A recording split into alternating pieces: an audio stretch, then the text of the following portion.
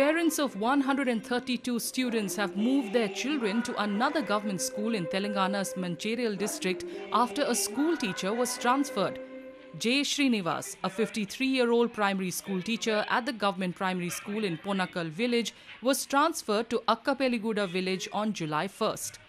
Within 2 days of his transfer, the parents of 132 of the school's 250-odd students decided to transfer their children to Srinivas's new school, which is located 3 kilometers away. మా పాపని పొనక స్కూల్లో government స్కూల్లో join చేసినాం. ఆ school model school లాగా, private school లాగా, అందులో Srinivas sir చెప్పడంతో అక్కడ జాయిన్ చేసినాం. అక్కడ స్టడీ బాగా ఉండే, స్కూల్ డెవలప్ అయింది.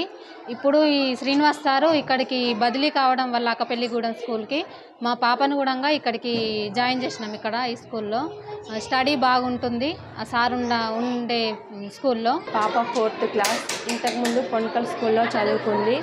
అక్కడ స్టడీ బాగా ఉంది. శ్రీనివాస్ సార్ స్టడీ బాగా చెప్పారు. ఇక్కడ కూడా బాగా చెప్తాడని సార్ మీద నమ్మకం కొద్దీ మేము పంపించాము. పోయినసారి కంటే ఈసారి స్టడీ చాలా బాగా ఉంటుందని అనుకొని పంపించాము. Srinivas credits the state government for providing support and developing the school, resulting in higher enrollment. Government కూడా మనకి సహాయ సహకారాలు అందించడం వల్ల ఇవాళ అది మనబడి పాఠశాలలో సెలెక్ట్ కావడం, అన్ని రకాల ఫెసిలిటీస్ ఏర్పడటం వల్ల అక్కడ దాదాపుగా 252 మంది పిల్లలు చేరడం జరిగింది, చుట్టుపక్కల అన్ని గ్రామ పంచాయతీలు.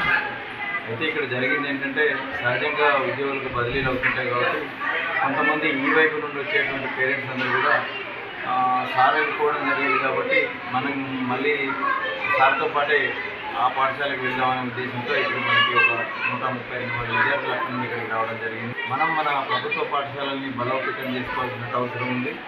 మనకు ప్రభుత్వం అన్ని రకాల సహాయ సహకారాలు అందిస్తుంది. ఉచిత పాఠ్య పుస్తకాలు, మధ్యాహ్న భోజనము, అవసరమైనటువంటి furniture.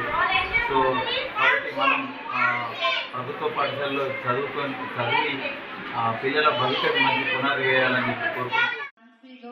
Srinivas also thanked the parents for their support and highlighted the need to develop government schools to help boost education in the state. And heritage.